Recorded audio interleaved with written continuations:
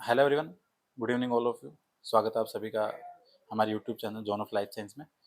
तो आज की सेशन में अपन कोई आम सिलेबस कंपटीशन उसके रिगार्डिंग अपन कोई बात नहीं करने वाले पढ़ाई वाली। आज का एक जनरल सेशन है। जनरल सेशन एक एस्पिरेंट के मन की मतलब कि प्रिपरेशन के टाइम पे सेल्फ कॉन्फिडेंस कैसे रखें, सक्सेस नहीं मिल रही, असफल हो रहे हो, उस टाइम पे खुद को कैसे मोटिवेट रखें। इन चीज़ों को लेके मैंने सोचा चलो आज डिस्कस करते हैं, क्योंकि काफ़ी सारे बच्चों के मैसेज भी आते हैं कि सर नहीं हो रहा, अभी अभी बहुत डर लग रहा है, इतना टाइम दे दिया, पता नहीं क्या होगा क्या नहीं होगा। सो उस टाइम पे ये चीज़ें सारी अपने दिमाग में आती है। सो मैंने सोचा चलो आज एक छोटा सेशन रखते हैं, 5 मिनट। अगर आपको अच्छा लगे तो इस पर अपना फीडबैक देना, और फ्यूचर भी अपना ऐसे सेशन कंडक्ट करेंगे। सो कहने का मतलब ये है कि जब आप तैयारी में बैठते हो, ऐसा कभी नहीं होता है कि आपको फर्स्ट चांस में एग्जाम क्रैक हो जाए और आप नौकरी तक पहुंच जाओ। बहुत ढेर बच्चे होते हैं जो फर्स्ट चांस में निकल जाते हैं, क्योंकि सिलेक्शन का क्राइटेरिया रिजल्ट में 1-2% ही होता है प्रोवेंसी में। So, उस टाइम पे खुद को मोटिवेट रखना कि यार मैंने तो 3 साल तैयारी की थी, मेरा तो सारे अप्रोच अच्छे थे, फिर भी रिजल्ट नहीं आ रहा। दूसरी चीज़, एक नेगेटिव पॉइंट माइंड में ये आता है कि यार मैं सिलेक्शन नहीं हुआ तो मेरा क्या होगा। तीसरी चीज़ ये आती है कि यार इस तैयारी के चक्कर में मेरी उम्र निकले जा रही है। चौथी चीज़ आती है कि यार तैयारी करते करते फाइनेंशियल इशू भी आ रहे हैं, घर वाले क्या बोलेंगे, बाहर वाले क्या बोलेंगे, रिश्तेदार हैं, और भी सारी चीज़ें हैं। सोसाइटी में अपन रहते हैं, वहाँ पे सोसाइटी में लोग आपकी स्ट्रगल के टाइम पे आपके स्ट्रगल को नहीं देखते, वो उस दिन रिजल्ट देखते हैं, और स्ट्रगल के टाइम पे वो देखते हैं कि ये इंसान कैसे किस तरीके से निकल के जा रहा है। अगर उनको लगा कि ये पॉजिटिव निकल गया तो आपके लिए तालियां हैं, वरना आलोचनाएं आपके लिए तैयार है। सो वो लोग तो बदल जाते हैं 2-4 मिनट में, सो उनका ज़्यादा इशू नहीं है। सो देखो, पहला पॉइंट ये है, अगर ईमानदारी है, इंटेंशन अच्छा है, सो उस चीज़ पे आपको 100% ये विश्वास रखना पड़ेगा कि अगर मेरी ईमानदारी है और मेरी मेहनत अच्छी है, मेरी नीयत अच्छी है, मतलब इंटेंशन मेरे प्योर हैं, सो आज नहीं तो कल रिजल्ट आपके फेवर में आएगा। ये बात चाहे मेरी स्क्रीन रिकॉर्ड करके रख लेना। अगर अप्रोच अच्छी है, ईमानदारी है, तो ईमानदारी की मेहनत कभी खराब नहीं जाती, क्योंकि स्ट्रगल आपको एक पीक लेवल तक तोड़ता है, उसके बाद में आपको छोड़ देता है कि चलो अब चीज़ आपके फेवर में आएगी। सबके साथ नहीं होता ये, क्योंकि मुझे भी लगा कि चलो मेरे भी कुछ एक्सपीरियंस है, मैंने भी कुछ चीज़ें देखी हैं, चलो आज शेयर करते हैं सबके साथ में, थोड़ी बात करते हैं, सो दैट तैयारी करते टाइम ऐसा लगे कि चलो हाँ, अपन जो फील कर रहे हैं वो चारों तरफ एस्पिरेंट ऐसा ही फील करता है। सो पहला पॉइंट यही है कि अगर आपका इंटेंशन प्योर है, आपकी ईमानदारी की मेहनत है, हो सकता है थोड़ा टाइम लगे बट वो खराब नहीं जाएगी। सो आपको एक तो पहला विश्वास रखें कि आप सही रास्ते पे जा रहे हो और प्योर इंटेंशन के साथ हो, सो डरने की कोई बात नहीं है। दूसरी चीज़, माइंड में आता है कि यार तैयारी कर रहा हूँ, मेरी तो उम्र निकले जा रही है। देखो, उम्र अगर आप तैयारी नहीं करोगे तो भी निकलेगी, तैयारी करोगे नहीं करोगे उससे उम्र नहीं रुकने वाली। नौकरी लगोगे तो भी उम्र निकलेगी, नहीं लगोगे तो भी उम्र निकलेगी। सो उम्र का कंपटीशन के साथ लेना देना नहीं है, इन चीज़ों को आपको समझना पहले तो ये है, ठीक है। तो उम्र आपकी पढ़ाई के साथ में इसको रिलेट मत करो कि मेरी निकले जा रही उम्र, मेरा क्या होगा, उस चीज़ को साइड में रखो। तीसरी चीज़, तैयारी के टाइम पे होता है बहुत बार कि फाइनेंशियल इशू भी आते हैं, क्योंकि एक टाइम के बाद में आप घर से उतने पैसे नहीं ले सकते जितनी आपको नीड हो सकता है घर वाले आपको उतने ही पैसे दे पाएँ कि आपका रूम रेंट का खर्चा हो, सेल्फ खर्चा हो, वही निकल पाए। और भी खर्चे होते हैं, उम्र के साथ-साथ थोड़े खर्चे बढ़ जाते हैं। अपनी पेरिफेरी में 2-4 लोग ऐसे रखो, जिसके साथ आप फाइनेंशियली जो भी आपके क्राइसिस हो, उस टाइम पे आपको सपोर्ट कर पाएँ। आज मैं भी अगर असिस्टेंट प्रोफेसर बना हूँ, तो मेरे साथ भी 2-3 लोग ऐसे थे अच्छे, जिनको अगर मैंने कभी फ़ोन किया, तो वो शायद मना कभी नहीं किया उन्होंने। अगर मैंने 5,000 माँगे होंगे, तो उन्होंने मुझे 10,000 दिए होंगे। क्योंकि कभी-कभी क्या होता है कि आपके स्ट्रगल के टाइम पे जब आप बहुत ज़्यादा अंधेरे में चले जाते हो, सो ये गॉड गिफ्ट मानना, भगवान आपकी लाइफ में 2 या 3 लोग या 1 लोग ऐसे अच्छे देके भेजता है, वो आपको उस अंधेरे में से बाहर ले आते हैं।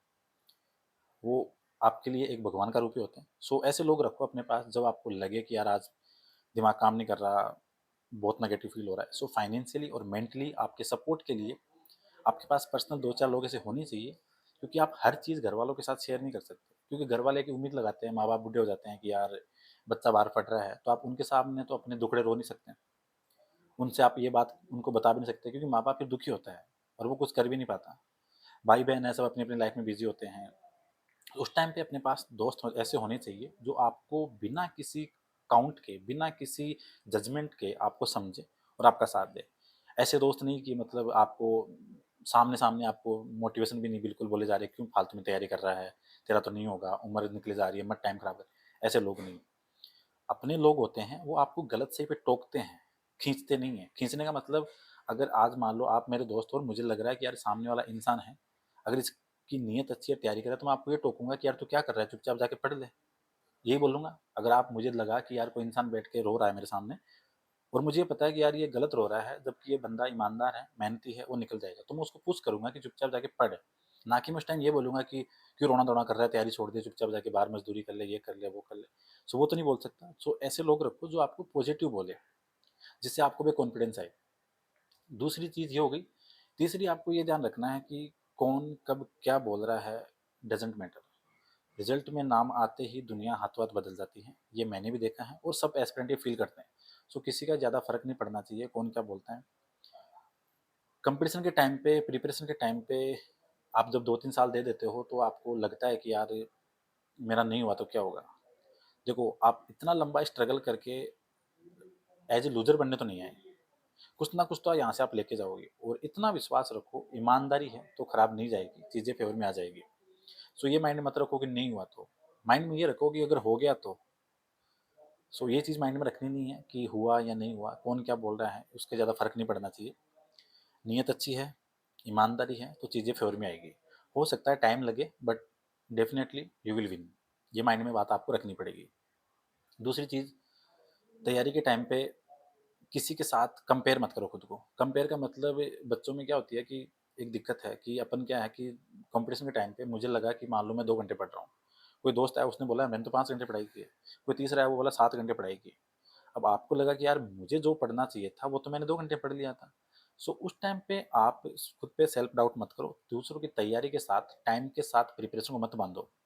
अगर आपको लग रहा है कि आज का जो आपका टारगेट था अगर वो 2 घंटे में कंप्लीट हो गया, सो आपके लिए वो सफिशिएंट है। हो सकता है सामने वाला बंदा उसको जो थोड़ा कैप्चर करने की पावर है, गेन करने की पावर थोड़ी स्लो है, तो हो सकता है उसको 3 की जगह 4 घंटे लग जाए। सो टाइम के साथ प्रिपरेशन को मत बाँधो। जिस दिन आपको लगे कि वीक में यार आज मेरा पढ़ने का बिल्कुल मन नहीं है, कोई बात नहीं, एक दिन आप ब्रेक ले सकते हो।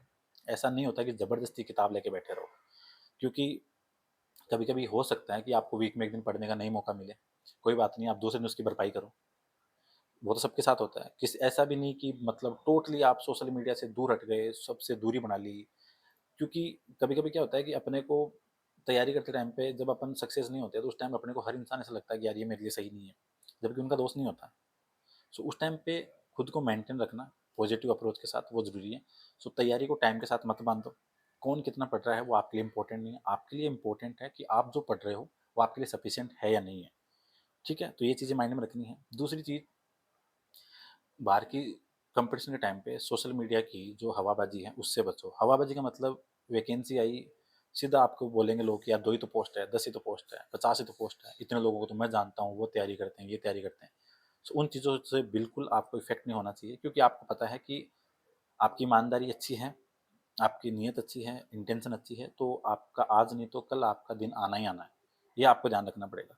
दूसरी चीज़, नौकरी की प्रिपरेशन के टाइम पे उस डर को इतना हावी मत होने दो कि आप एग्ज़ाम में जाके गड़बड़ करके आओ।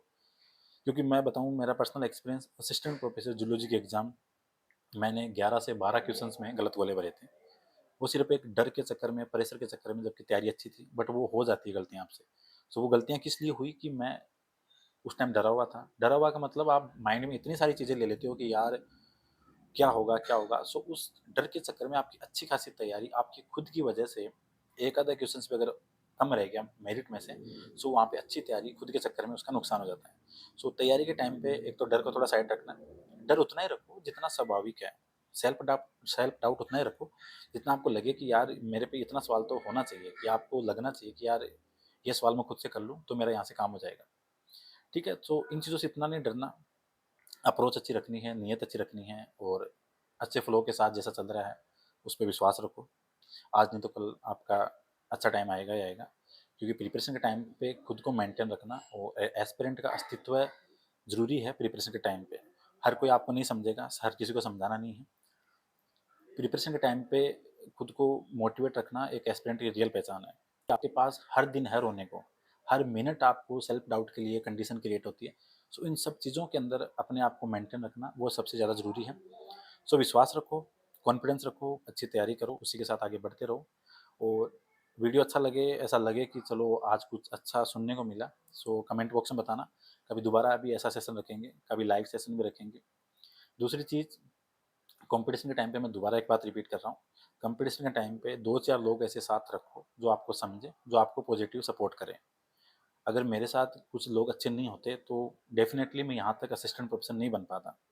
एक संजय वो था जो संजय सिर्फ़ एमएससी तक वहीं सीमित रह जाता, क्योंकि मेरे तो बीएससी में सिर्फ़ 52 थे, ये तो इतना लंबा सफ़र तो मैं कभी सोच भी नहीं सकता था। सो अगर आपके साथ लोग अच्छे हैं, इंटेंशन अच्छे हैं, सो आप आगे निकल जाओगे, ये डेफ़िनेटली विश्वास रखो। और जो भी आपका इष्ट देवता है, विश्वास रखो कि मुझे मेरा भगवान देख रहा है, आज नहीं तो कल रिज़ल्ट मेरे फ़ेवर में आएगा।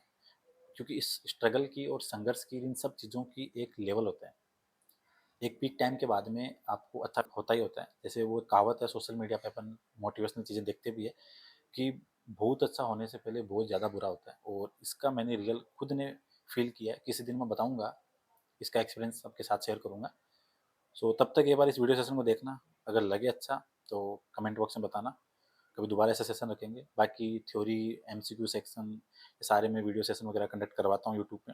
अपना ऐप है जॉन ऑफ लाइफ साइंस, वहाँ जाके आप first grade, assistant professor, RPSC, MPPSC, UPSC, HPSC सभी के वीडियो टेस्ट सीरीज अपने को अवेलेबल हैं। सो उसको वहाँ से आप फॉलो कर सकते हो। So thank you so much for watching session, मिलते हैं नेक्स्ट सेशन में।